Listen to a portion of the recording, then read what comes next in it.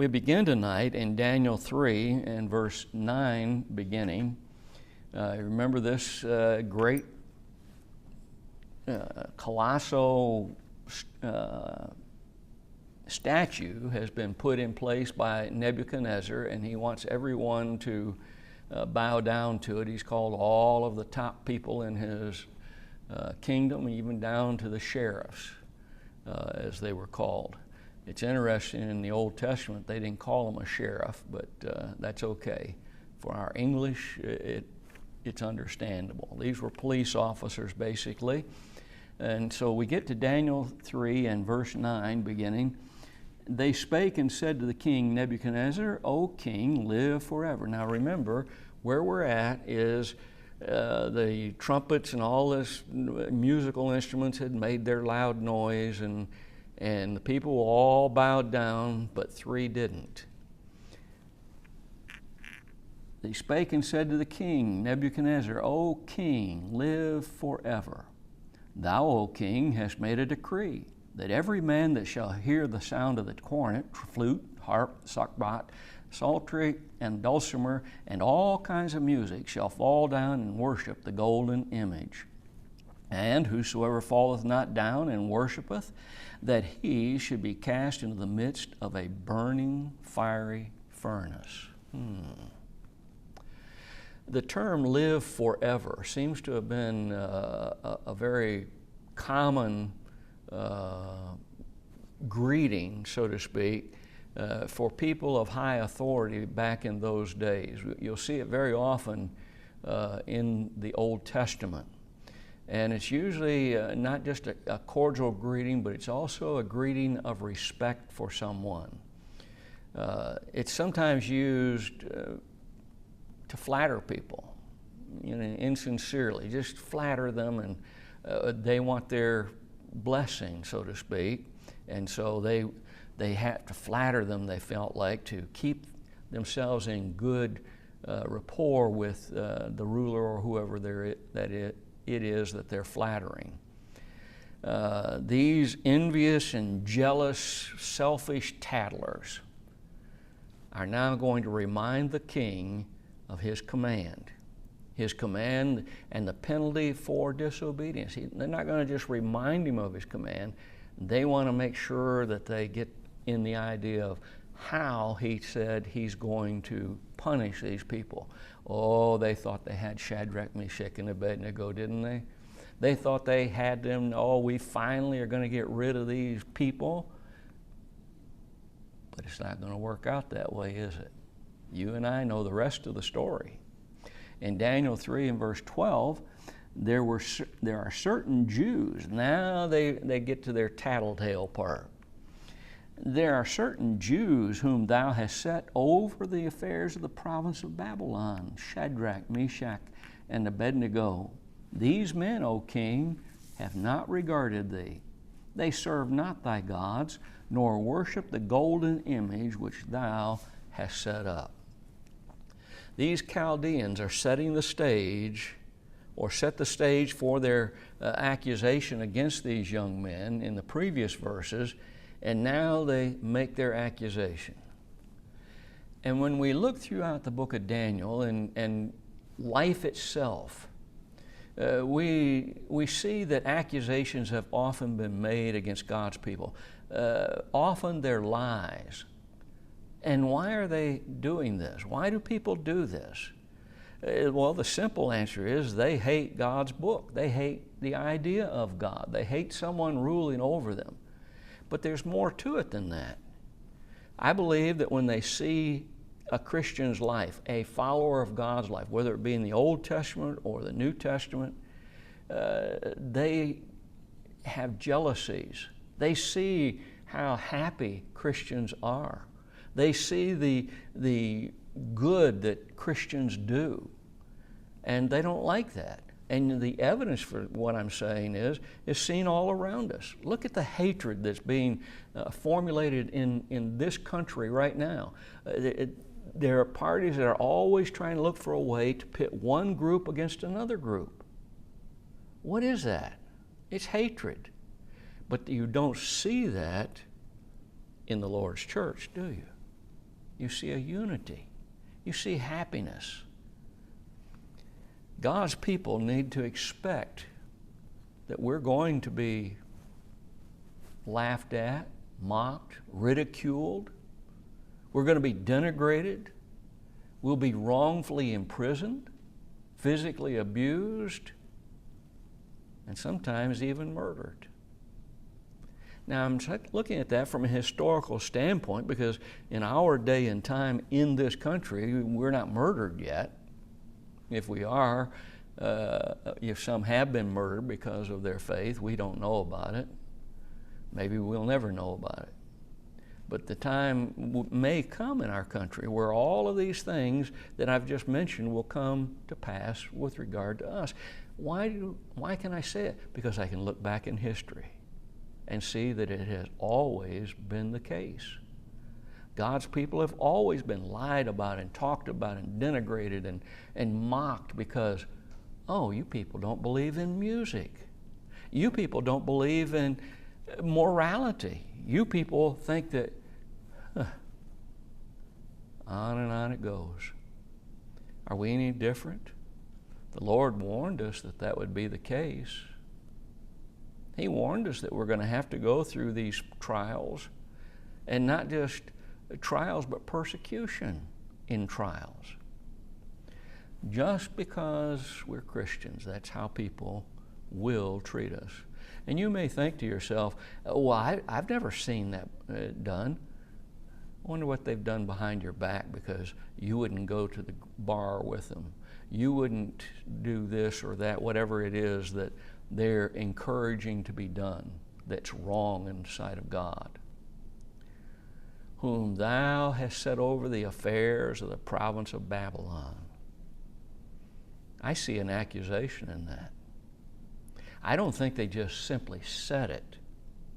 I think they said it possibly with just a tinge of scorn, because remember, they had to be careful how far they went with this. But I see this as an accusation. Whom thou hast set over the affairs of the province of Babylon. It wasn't our choice. We didn't agree with that. Nebuchadnezzar, you did it. They seem to be accusing Nebuchadnezzar of making a mistake. You didn't make the right decision, Nebuchadnezzar. You should have listened to us. Well, why did they think it was a mistake to set Shadrach, Meshach, and Abednego over the affairs of the province? Prejudice, pride, jealousy. All of those things fit. Oh, you shouldn't put them over us. We're better than they are. When you think about pride and envy and jealousy, what is it? It's a desire to have something that someone else has because you don't think they deserve it, but you do deserve it. You deserve it more than they do. You appointed them, it's almost as if they're saying, you appointed them to this high position, but now look how they treat you. Look how they return the favor that you bestowed upon them. They disobey you. They don't work. They don't refuse to, or they refuse to worship your gods. We didn't do that. We didn't disobey you. We bow before this altar. We bow before this statue. We worship the same gods that you do. They don't do that. You made a mistake, Nebuchadnezzar. Consider the charge of disrespecting the king that they leveled against these three young men. And ask yourself the question, is it possible to respect someone, to show respect towards someone, not in an evil way, truly showing respect for them, and disobey what they want you to do?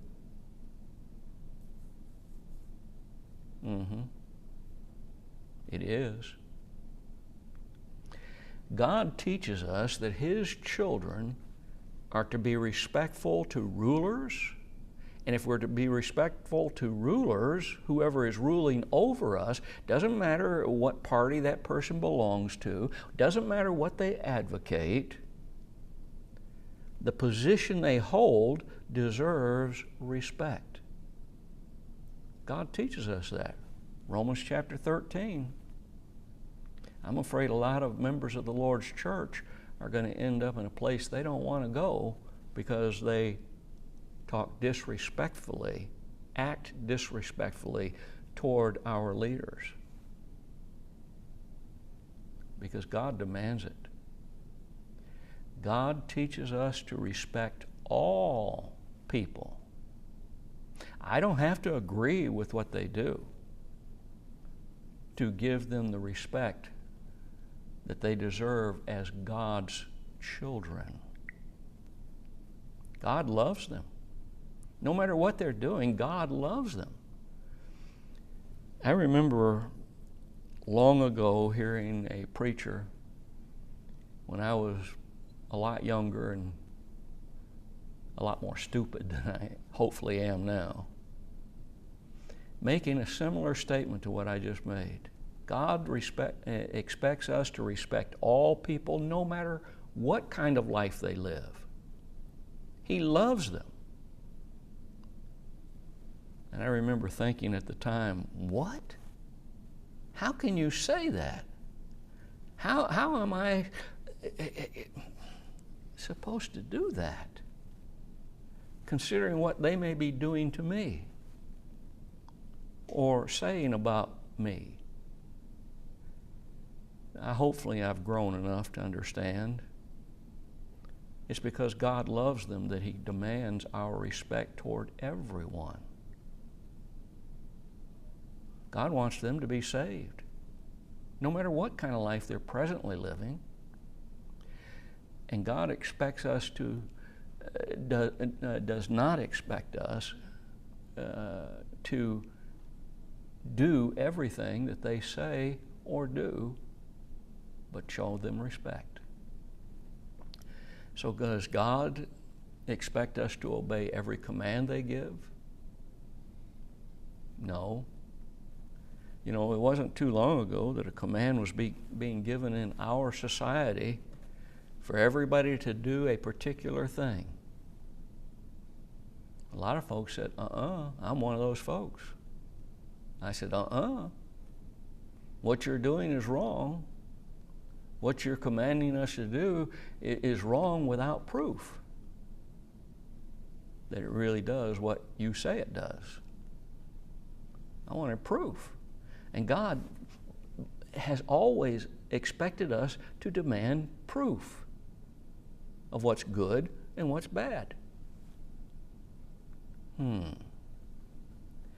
Daniel, when we look at his life, he consistently showed respect for Nebuchadnezzar and all of those who are in authority. You don't see him in any way, shape, or form denigrating any of them. Even when Nebuchadnezzar, his king, was acting like a fool.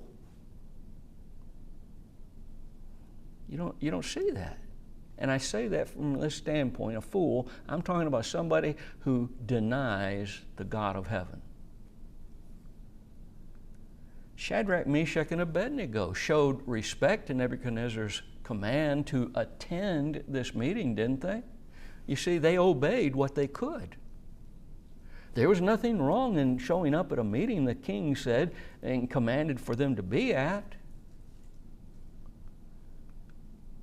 But when it came to making a choice between obeying God's commands not to serve or worship anything other than Him, what did they do? What should we do? What must we be then willing to do besides disobeying an ungodly command? Have you thought about that? When man tells us that we must do something that God says do not do, is there more to it than just sitting back and saying, nope, not me, I'm not going to do it? Yeah, there is. You see, we have to be willing to accept whatever punishment, whatever sanction the government may impose upon us. when you look at the life of the Apostle Paul, he makes several statements about this same idea. Oh, I remember on one occasion he said, well, if I've done something that deserves death, I'm not going to fight it. What is that? It's an acceptance of what I have to do in order to remain faithful to God, even though it's going to cost me, and may cost me very dearly. Fair? No, life isn't fair. Never has been fair. It wasn't fair for them to nail Jesus to the cross.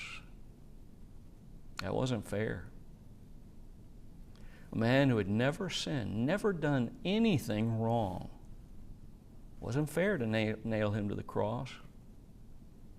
It wasn't fair for them to put Christians in the arena and make them face wild animals or the gladiators because they refused to renounce Jesus, and to watch their families torn apart by these animals and watch these gladiators. I read something recently, I haven't been able to verify it, but I read that the Roman gladiators were told to kill the person's family one at a time and leave the father behind until finally he too died because he refused. Are we willing to do that for our God? It's easy for us sitting here in these surroundings to say, yeah, I would. I definitely, no, I'm not going to betray my God. But would it be so easy as you watched your daughter or son killed, knowing that the reason they were killed is because you refused to say Jesus isn't God? God's people have seldom been treated fairly by secular governments of all time. Rarely. Their disobedience had nothing to do with respect for the king. It had everything to do with respect to the King, the King of Kings, Lord of Lords, God, the great I Am. A great example of being willing to suffer in order to be faithful to God is Moses. We've read this passage so many times, but look at the idea of respect in this passage. Hebrews 11, 25 through 27. Choosing rather to suffer affliction. Moses, what did you choose? I'm going to be afflicted. He knew what that meant. I may have to pay the ultimate price. I choose to be afflicted with the people of God rather than enjoy the pleasures of sin for a season. He realized that our lives are like a season. You know, we pass in our society, we think of winter, spring, summer, fall, and you know how quickly they pass through our time. He looked at his whole life, all of the years that he lived, 120 years, as being like a season. It just passes quickly. Esteeming the reproach of Christ. He said, I'd rather be reproached than given the honors of being a king. You know, there's a very real possibility that he would have become Pharaoh. That possibility existed. He said, I'd rather give that up and serve a Christ for whom I'm going to be reproached for, because there are greater riches than that which is found in Egypt. It's greater riches, greater treasure. What did our Lord say, lay up for yourselves treasures in heaven?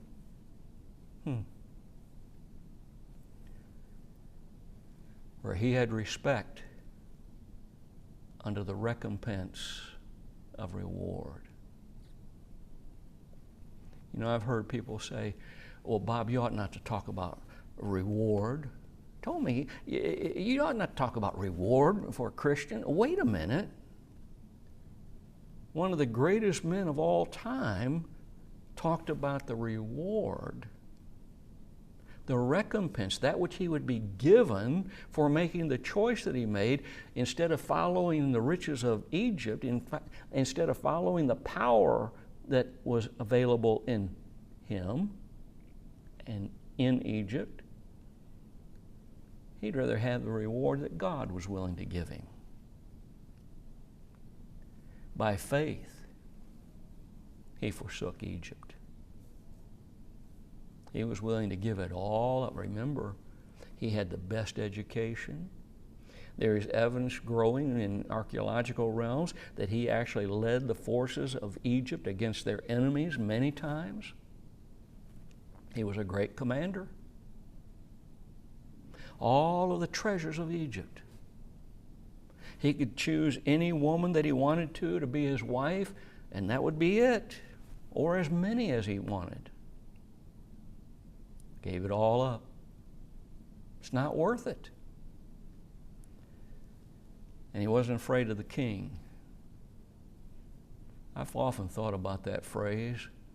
Would there be a certain amount of fear before us if someone came into this room right now and pointed a rifle at us and said, you either deny the Christ or I'm going to pull this trigger? Would there be a certain amount of fear?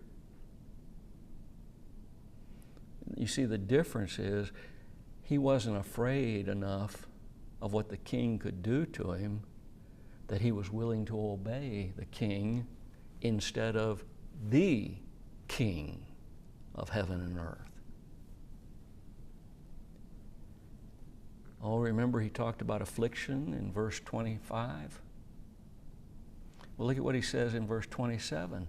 Not fearing the wrath of the king, for he endured. What did he endure? He endured afflictions.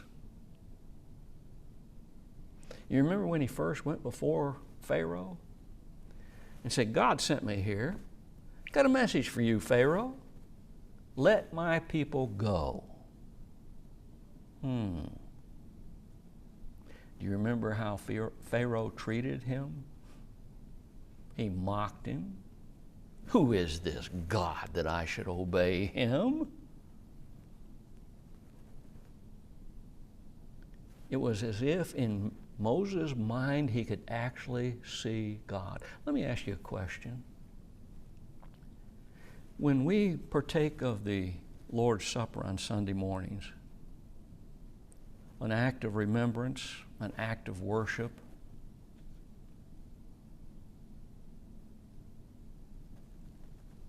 what do you see in your mind? I often see in my mind a blank face, no details, of a person hanging on the cross. Blood running down from the crown of thorns into his eyes. Dripping blood from his toes and off of his wrist. I picture that in my mind.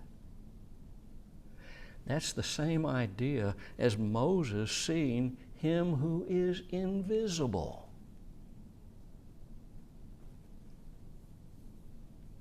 I can't actually literally picture God. I've never seen a picture of him. There aren't any. There aren't any statues of him, except those that men have falsely made to worship him. I don't know what God looks like. I don't know what my Lord literally looked like. Moses It was as if he could see the God whom he chose to serve. The God whom he couldn't literally see, but he had faith. He knew that he existed without any doubt. Consider with me the pressure that these Jewish boys were under. We call them boys. You know, it's kind of funny. I told Jenny some time back we were watching a ball game. She wasn't really watching the game. It was an NCAA playoff game that we got tickets to. And she was watching the crowd and looking at what all the women were wearing. But I remember us walking on the edge of the contest floor and passing by the cheerleaders and passing by these young men that were the participants in this game and thinking, man, they look young. They're just kids. We call them boys.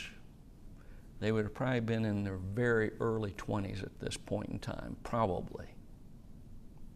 Maybe a little older, but not much. The Jews thought of someone being a child, a youth, until they turned 30 years old. Now, all of us in here aren't youth. We've long ago passed that time. But consider the pressure these Jewish youth were under. They knew that this king meant business. He'd executed many people before this time. They knew all about that.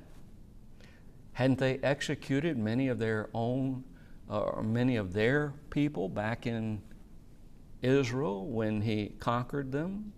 They'd seen all of this. They'd been taken captive. They were, quote, the lucky ones, end quote.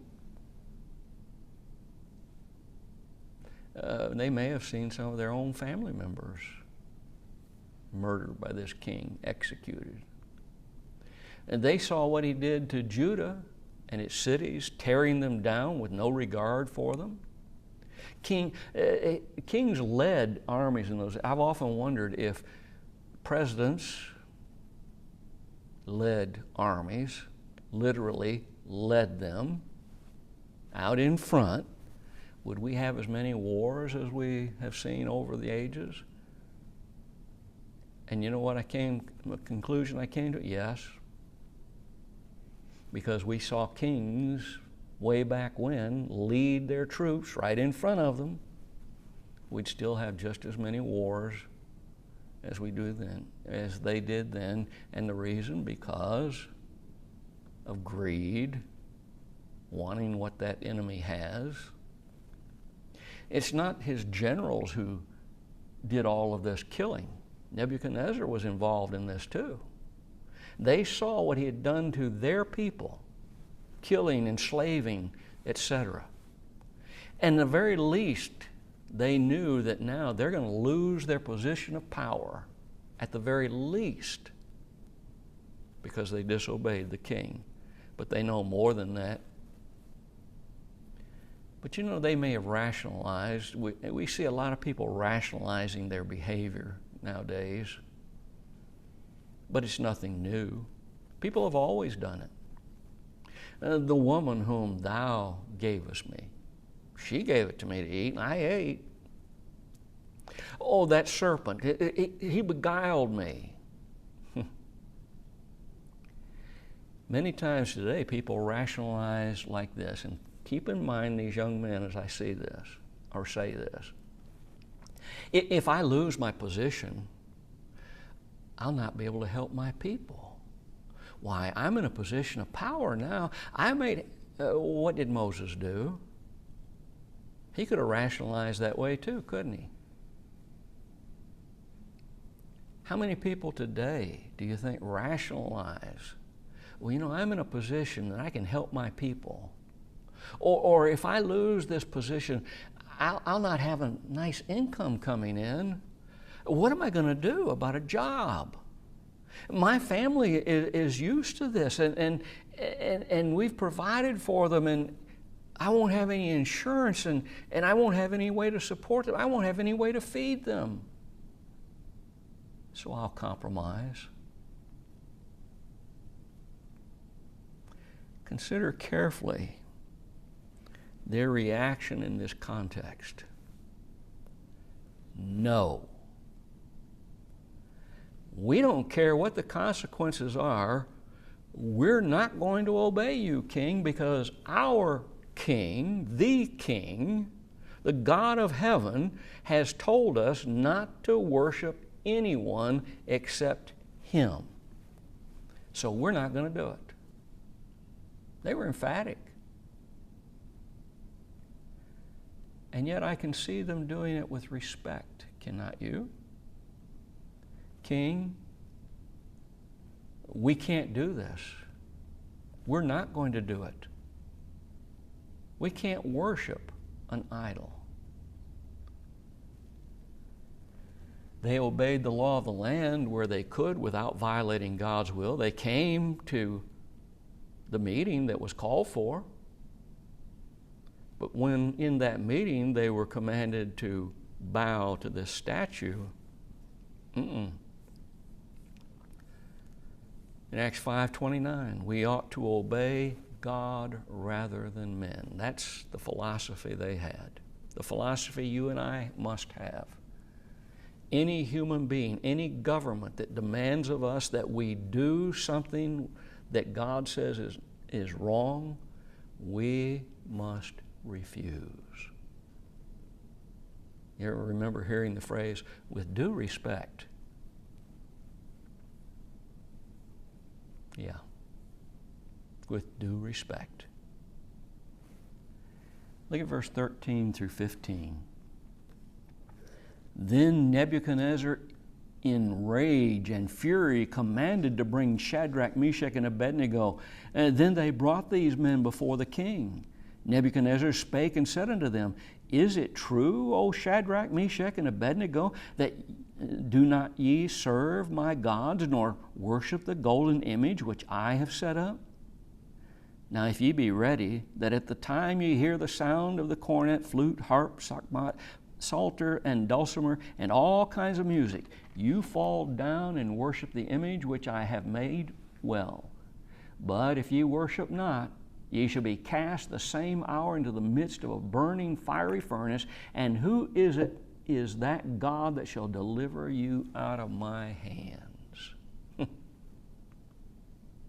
Nebuchadnezzar, in his rage and fury, said, Bring these people to me that have refused my command to worship this statue.